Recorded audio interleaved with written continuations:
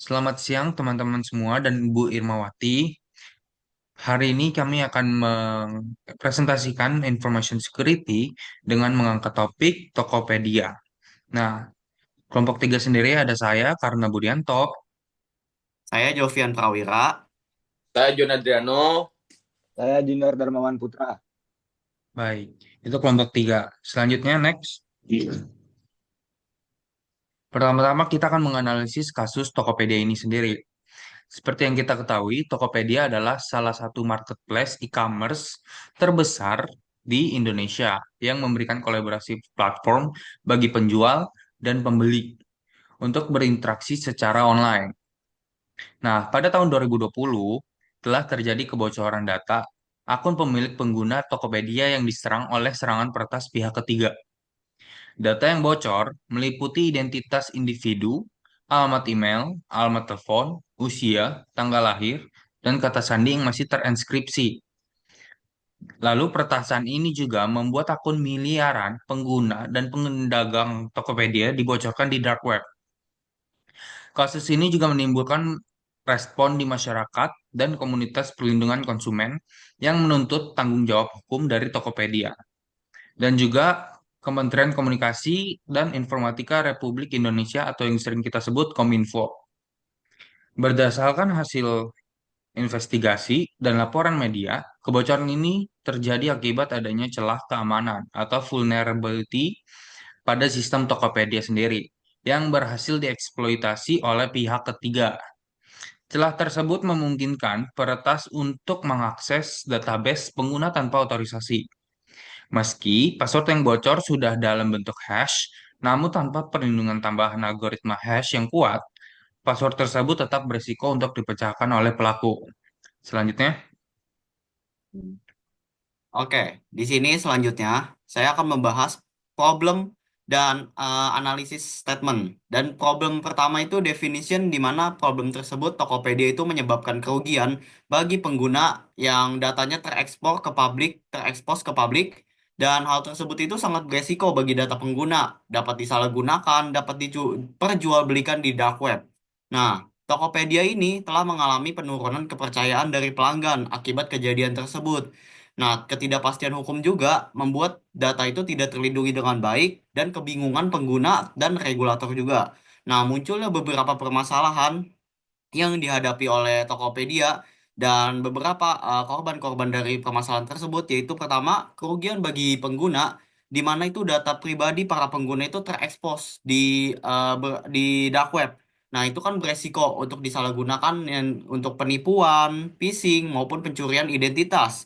Yang kedua itu adalah penurunan kepercayaan, di mana akibat insiden tersebut menyebabkan penurunnya kepercayaan pelanggan terhadap e-commerce Tokopedia, di mana kepercayaan aset penting seperti bisnis digital, data-data yang disalurkan kepada Tokopedia itu menjadi penurun kepercayaannya karena Tokopedia dianggap tidak bisa bertanggung jawab atas pengelolaan data yang baik dan benar. Nah, yang ketiga itu adalah ketidakpastian regulasi, di mana kebingungan mengenai perlindungan hukum atas data pribadi, baik di tingkat pengguna maupun regulator. Jadinya semakin memperparah situasi. Nah, hal tersebut menunjukkan pentingnya regulasi perlindungan data yang jelas dan baik. Nah, munculnya problem-problem statement tersebut ada tiga munculnya, yaitu yang pertama Tokopedia mengalami kebocoran data yang diakibatkan oleh peretasan pihak ketiga.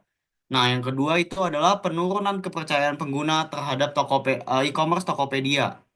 Dan yang ketiga adalah data pengguna itu tersebar di dark web, dapat disalahgunakan, dapat diperjualbelikan, dan tidak adanya pertanggungjawaban dari pihak Tokopedia mengenai permasalahan tersebut. Oke, next.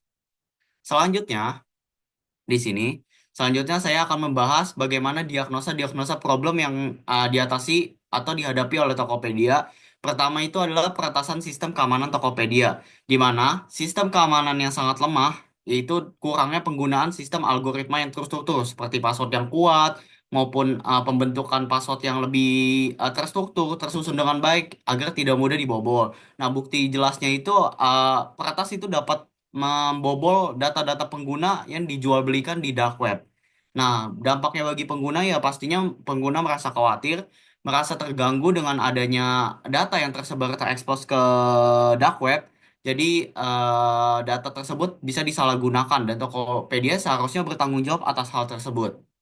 Nah, yang kedua itu adalah tidak adanya pertanggungjawaban regulasi marketplace, di mana terjadinya kebocoran data yang diakibatkan adanya data yang tersebar di dark web dan pertanggungjawaban Tokopedia ini tidak pasti, tidak meyakinkan bahwa hal tersebut diajukan kepada korban-korbannya.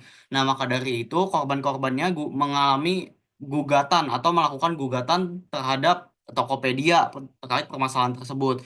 Akhirnya berdampak bagi nama perusahaan Tokopedia yang semakin menurun ketidakpercayaan pelanggan terhadap perusahaan Tokopedia. Dan yang ketiga itu kepercayaan pengguna menjadi menurun karena dianggap Tokopedia itu kurang transparansi dalam pengelolaan data, tidak benar bertanggung jawab untuk mengelola data. Maka dari itu ada bukti bahwa Tokopedia itu baru menginformasikan kepada pengguna melalui email setelah berita kebocoran tersebar luas. Nah, maka dari itu dampaknya pengguna jadi khawatir. Gimana pertanggungjawaban Tokopedia? Kenapa baru menginformasikannya setelah kejadiannya baru tersebar luas, baru terekspor dengan luas. Nah, maka dari itu pengguna menjadi khawatir dan merasa dirugikan oleh data yang tidak tahu dikelolanya bagaimana. Oke, selanjutnya. Oke, sekarang kita akan masuk ke alternative option. Di sini ada decision dan description. Nah, di sini decision yang pertama itu lebih memperhatikan keamanan sistem dan data pengguna. Memperketat akses keamanan data, bekerjasama dengan program keamanan siber, dan tidak memberikan akses data penting secara terbuka. Di sini Tokopedia selalu melakukan audit keamanan secara berkala dan memperkuat sistem pertahanan siber, dan hanya pihak yang berwenang yang dapat mengakses data pengguna dengan menerapkan prinsip less privilege.